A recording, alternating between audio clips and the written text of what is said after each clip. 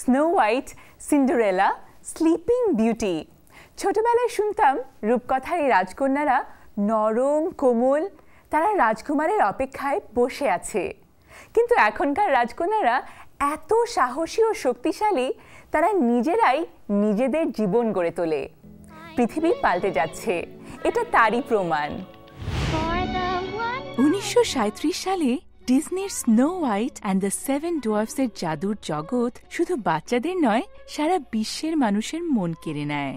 রূপকথার এই অল্প বয়সী সুন্দরী রাজকন্যা অপেক্ষায় বসে থাকে কবে তার রাজকুমার এসে তাকে তার সৎ মা সেই দুষ্টু রানীর হাত থেকে বাঁচাবে।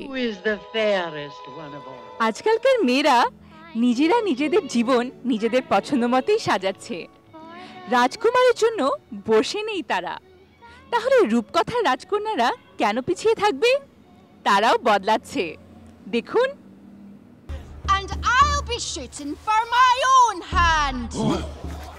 রূপকথার জগৎ বদলে গেছে।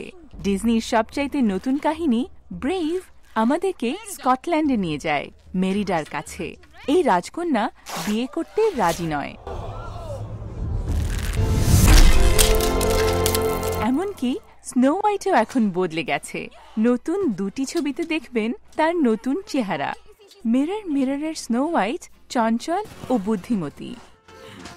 সে রাজকুমারকে ঠিকই বিয়ে করে, কিন্তু রানীকে সরিয়ে নিজেই নিজের দেশ দখল করতে সক্ষম হয়।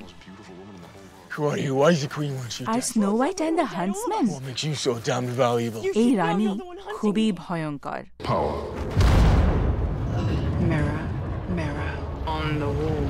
তার সাথে লড়ে রাজকুমারী তার দেশকে মুক্ত করে, তার ভালোবাসার মানুষকেও মৃত্যুর হাত থেকে বাঁচায়। এইসব ছবি রূপকথার প্রতি বাচ্চাদের আকর্ষণ বাড়াচ্ছে। ওয়েন্ডি টাকার ওয়াশিংটনের একটি লাইব্রেরিতে কাজ করেন। তিনি বলেন, ছবি বের হলে বইয়ের জনপ্রিয়তাও বেড়ে যায়। রূপকথা তাদেরকে অনেক কিছু শেখায়। পুরনো কাহিনী যেমন ভালো লাগে, নতুনগুলো চমৎকার। I like the calm elegancy of the old ones, but sometimes I'm sort of feeling like I need a big production. একসময় বাবা মা ছেলে মেয়েদের এসব গল্প পড়ে শোনাতেন। এতে শিক্ষণীয় অনেক কিছুই আছে।